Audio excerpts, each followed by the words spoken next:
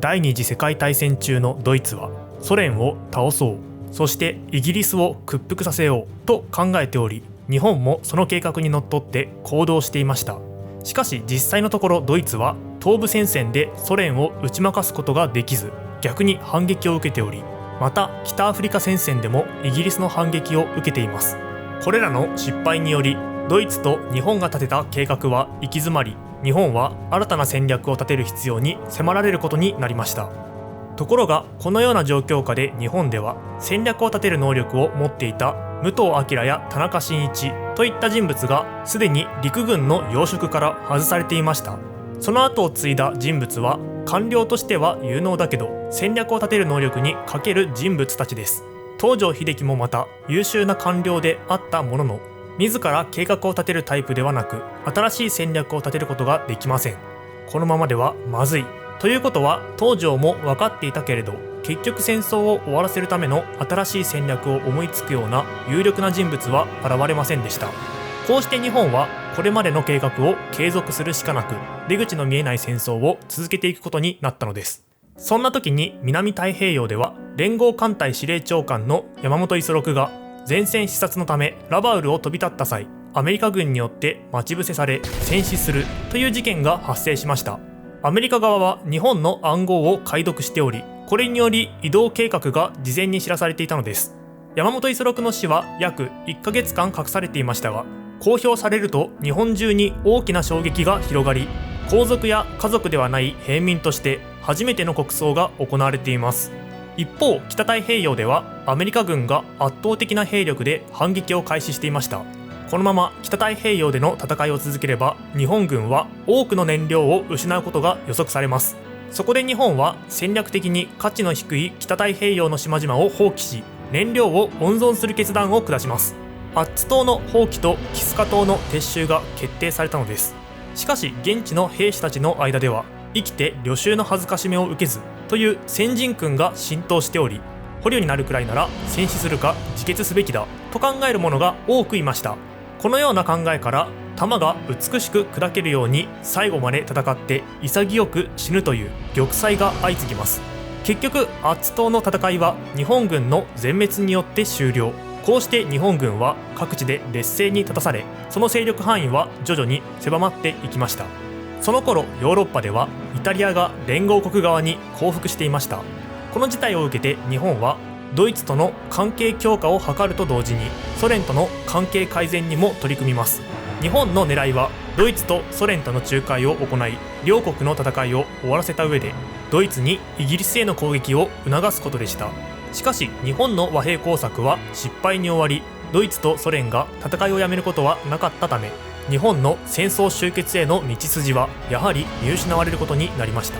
このように第二次世界大戦の戦局がますます厳しくなる中で、日本は本格的な決戦に備えて戦線を縮小し、守りの体制に入る決断を下しました。これが絶対国防圏の設定です。この国防圏は広範囲にわたっており、アメリカやイギリスの侵攻をこのラインで防ごうというものでした。しかし逆に言えば、国防圏の外にある島々は防衛の優先順位が下がり、そこでの戦闘は時間稼ぎを目的としたものになっていきます。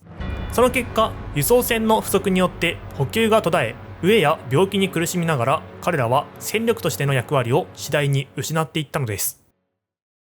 一方、圧倒的な生産力を誇るアメリカはこの時期には次々と軍艦を製造するようになっており、日本とアメリカの戦力差は急速に広がっていきました。そしてアメリカはニューギニア北岸を経て北に進むルートと、中部太平洋諸島を通って西に進むルートを取り、フィリピンのルソン島を共通の目標として進軍を開始します。こうして絶対国防圏を守ろうとする日本と、それを突破しようとするアメリカとの間で太平洋の戦いが進行していきます。制空権を失った日本は空襲を恐れながら細心の注意を払って輸送を行っていた一方で、アメリカは堂々と輸送船団を接岸させ、大規模な部隊を次々と送り込んでいました。このような状況下で日本軍がアメリカ軍に対抗することは非常に困難な状態となっていたのです。悪化する戦況の中で日本は連合国の反撃を阻止するため、大東亜共栄圏の結束を強め、協力して抵抗しなければならないと考えました。ここの方針のもと、外務大臣の重光守の下で外交方針が見直されます。これまでの日本は中国に対して強硬な態度をとっていましたが、これを改めることで外交の立て直しを図ったのです。さらに日本はタイとの関係を強化し、ビルマやフィリピンの独立を確認することでアジア諸国を日本側に引き込み、戦争への協力を促そうとしました。こうして開催されたのが大東亜会議です。この会議は日本を中心に中国の南京政府、タイ、満州国、フィリピン、ビルマ、自由インド仮政府といった国々から代表者を東京に集めて開かれました。まず最初に演説を行ったのは日本の代表である東條英機で、彼はイギリスとアメリカはアジアに侵略してきた。日本はその挑戦に応えている。イギリスとアメリカによって作られた秩序を終わらせよう。大東亜の国々で共に栄える新しい秩序を作ろうと呼びかけました。次に演説を行ったのは中国における日本の傀儡政権の代表であり、我が政権やビルマ、フィリピンが独立できた。これは喜ばしいことであると述べました。